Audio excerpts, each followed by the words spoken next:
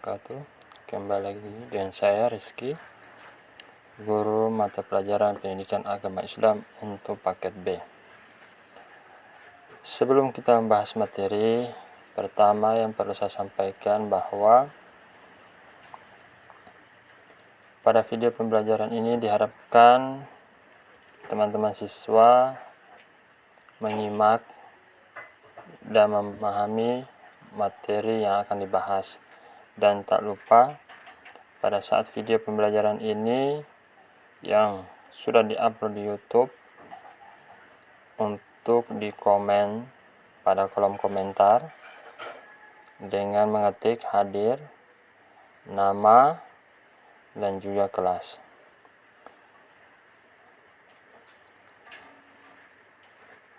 Baik, selanjutnya kita akan membahas materi tentang Al-Quran dan hadis sebagai pedoman hidup.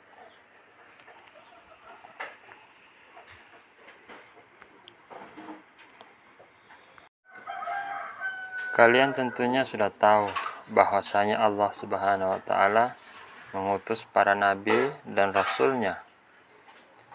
Mereka bertugas membimbing umatnya ke jalan yang benar agar selamat dunia dan akhirat. Rasulullah SAW adalah Rasul yang terakhir.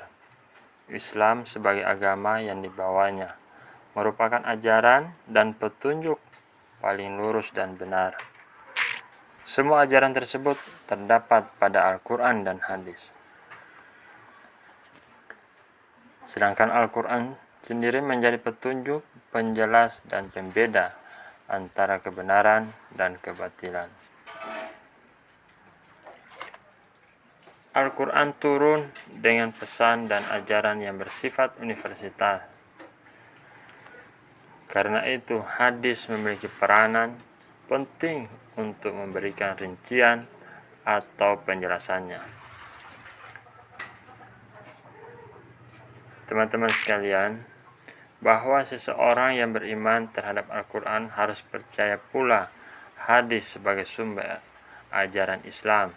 Setelah Al-Quran dan hadis memiliki peranan yang sangat penting untuk menjadi pedoman dalam menjalani kehidupan.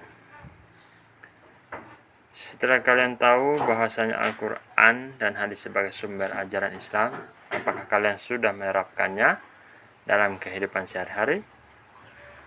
Allah sendiri berfirman, "Dan kami tidak menurunkan kepadamu Alkitab, Al-Quran ini, melainkan agar kamu dapat menjelaskan kepada mereka apa yang mereka perselisihan itu, dan menjadi petunjuk dan rahmat bagi kaum yang beriman."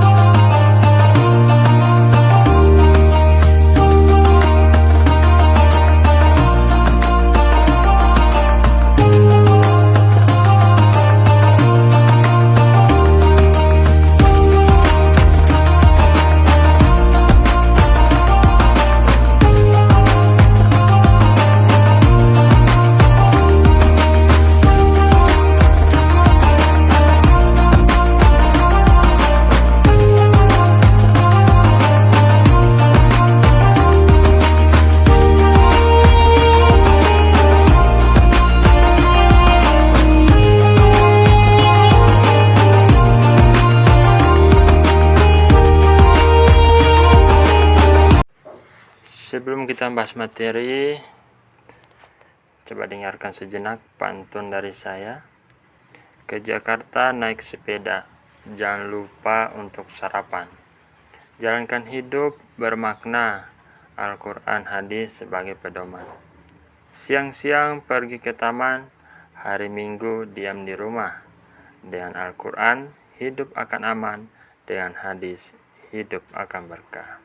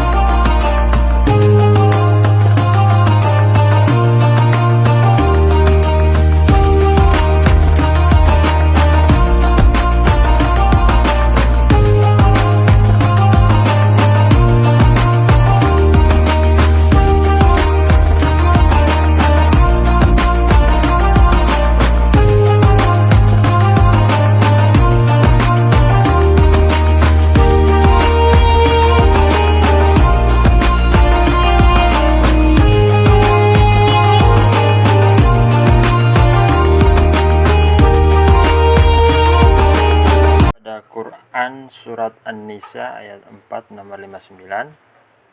Mari kita dengarkan sejenak dan membacanya bersama-sama. A'udzu billahi minasyaitonir rajim. Bismillahirrahmanirrahim.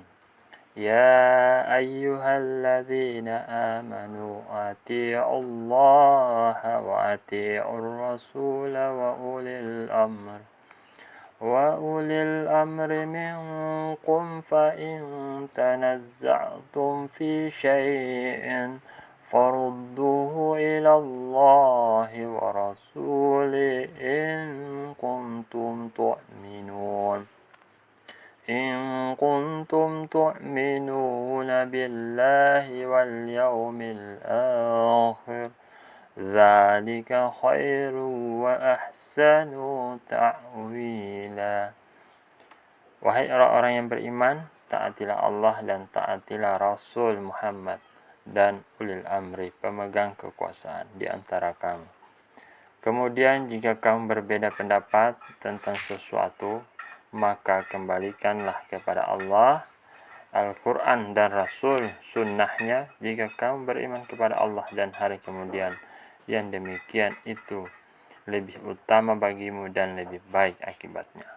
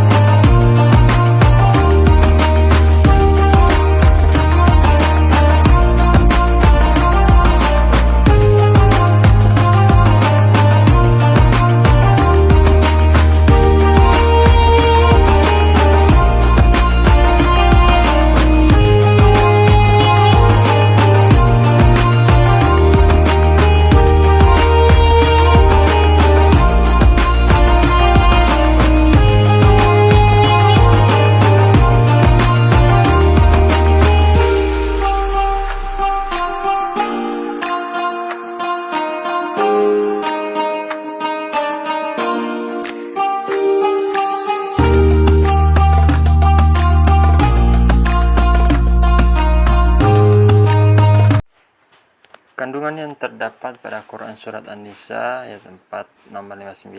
Pertama, keharusan bagi setiap mukmin dan muslim untuk taat kepada Allah Subhanahu wa taala, Rasul dan pemimpinnya. Yang kedua itu, ketaatan dan kepatuhan yang dilakukan hendaknya didasari atas keimanan yang bersumber dari Al-Quran dan hadis. Yang berikutnya, keharusan menaati pemimpin yang benar, yakni pemimpin yang perintah dan tindakannya tidak bertentangan dengan nilai-nilai yang terkandung dalam Al-Quran dan hadis. Selanjutnya, selama pemimpin memerintahkan kebenaran, wajib hukumnya ditaati dan dipenuhi, begitu pula sebaliknya.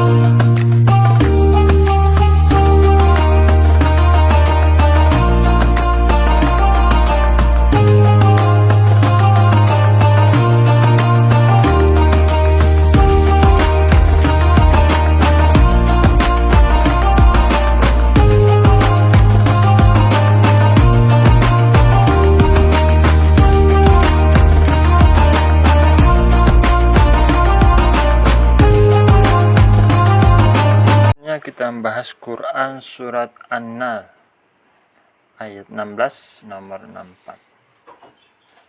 Mari kita baca bersama-sama. A'udzu billahi minasyaitonir rajim.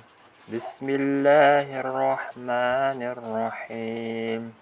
Wa ma anzalna 'alaikal kitaba illa litubayyana lahumul ladzi ikhtalafu fihi wa hudaw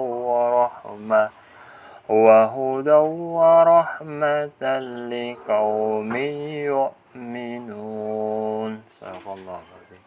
Dan kami tidak menurunkan kitab Al-Quran ini kepadamu Muhammad, melainkan agar engkau dapat menjelaskan kepada mereka apa yang mereka perselisihkan, serta menjadi petunjuk dan rahmat bagi orang-orang yang beriman.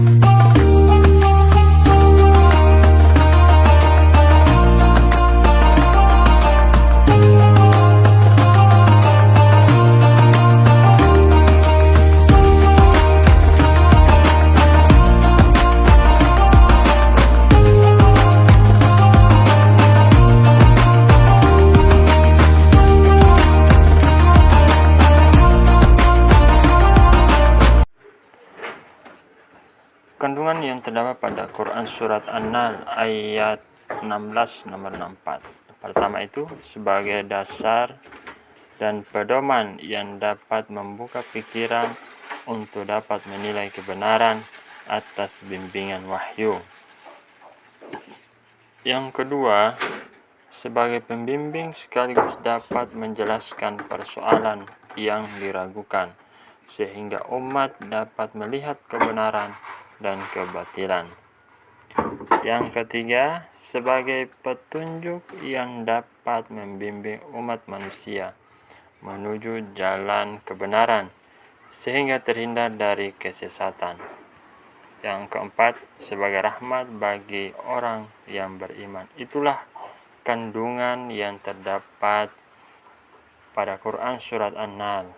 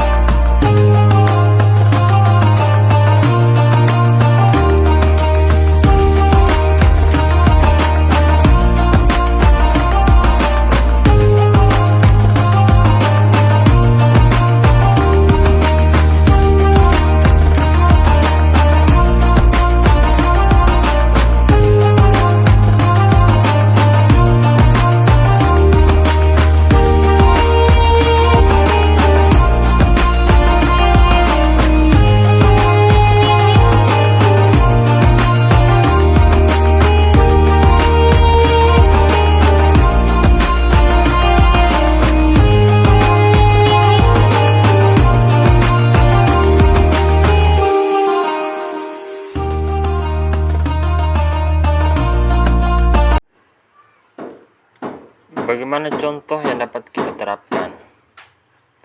Perilaku yang mencerminkan pada Quran Surat An-Nisa dan juga Quran Surat An-Nas. Pertama, setiap umat Islam wajib patuh dan taat kepada Allah Subhanahu wa Ta'ala dan Rasul-Nya, serta pemimpin selama pemerintahnya tidak bertentangan dengan syariat Islam. Yang kedua, selalu mengembalikan setiap permasalahan. Jadi apapun permasalahan kita, permasalahan di rumah, permasalahan dengan orang banyak, permasalahan dengan pemimpin kita kembalikan kepada Al-Quran dan hadis. Yang ketiga, meyakini bahwa Al-Quran dan hadis dapat dijadikan pedoman dalam kehidupan di dunia. Yang keempat, senantiasa memahami isi kandungan dari Al-Quran agar dapat membedakan sesuatu yang benar dan yang salah.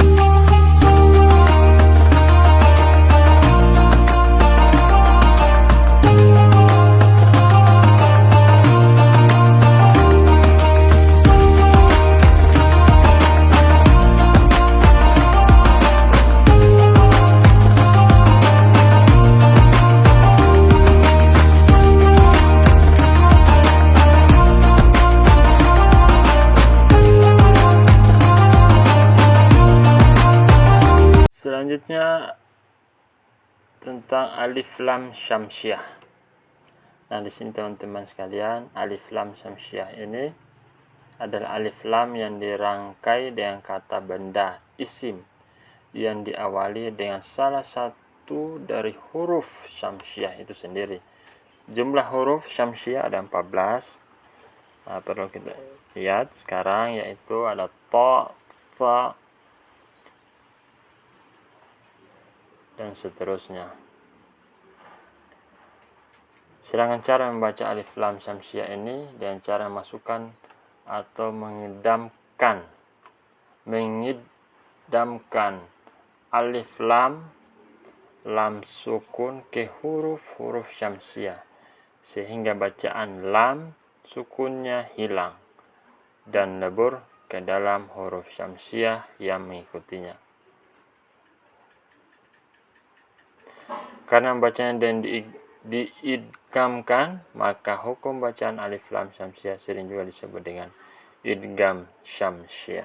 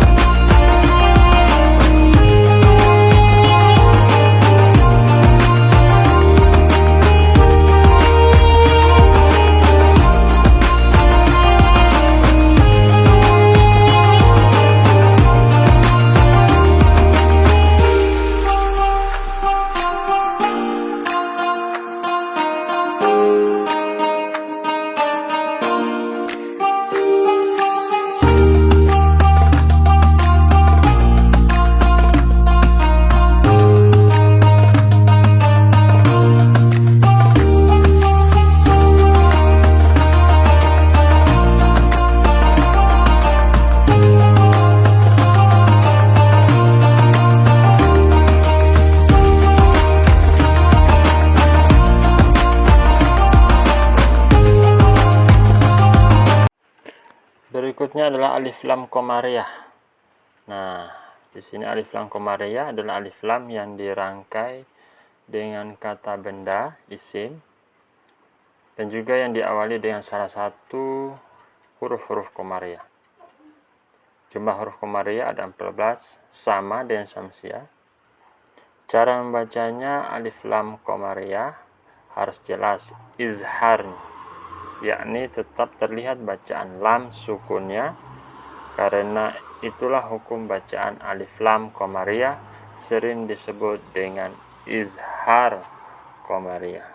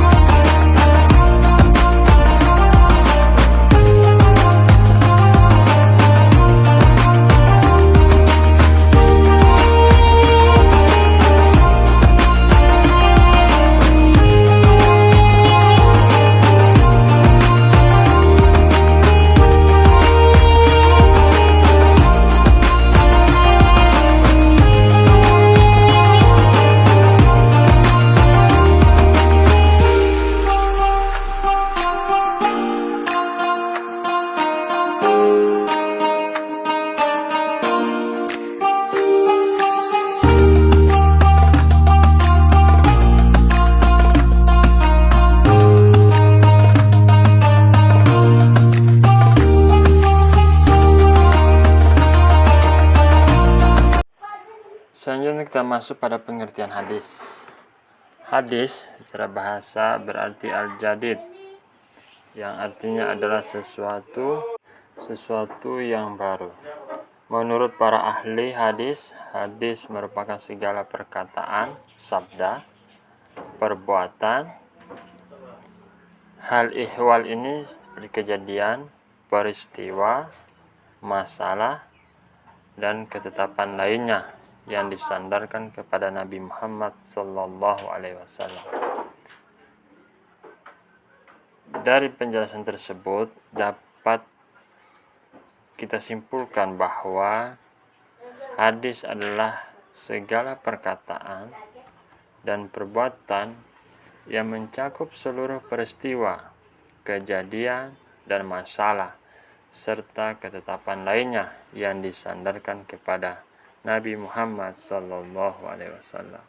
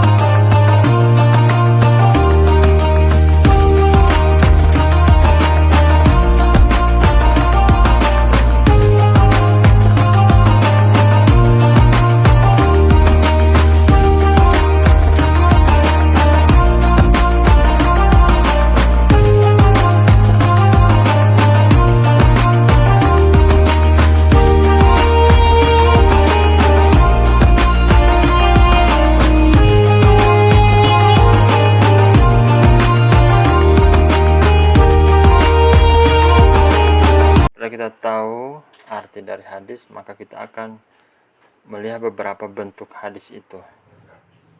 Yang pertama, hadis qauli. Hadis ini yang berisi tentang segala perkataan Nabi Muhammad SAW berupa tuntutan dan petunjuk syara, peristiwa-peristiwa dan kisah-kisah baik yang berkaitan dengan aspek akidah, syariah maupun akhlak. Itu hadis qauli. Sedangkan hadis fi'li dia berisi tentang perbuatan Rasulullah SAW yang pada saat itu menjadi panutan para sahabat dan menjadi keharusan bagi semua umat Islam untuk mengikutinya. Sedangkan hadis takriri itu berupa ketetapan Nabi Muhammad SAW terhadap apa yang datang atau yang dikemukakan oleh para sahabatnya, dan selanjutnya beliau membiarkan atau mendiamkan perbuatan tersebut tanpa menyampaikan penegasan.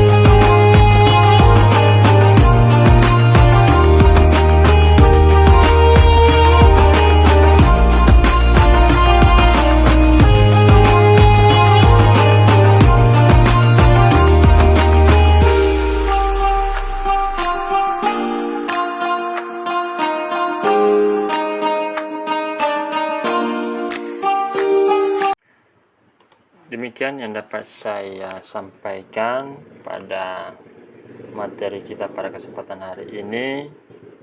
Bila ada yang kurang dimengerti, kurang dipahami, bisa komen pada kolom komentar. Jangan lupa ketik kehadirannya, nama, dan kelasnya. Sekian dan terima kasih. Wassalamualaikum warahmatullahi wabarakatuh.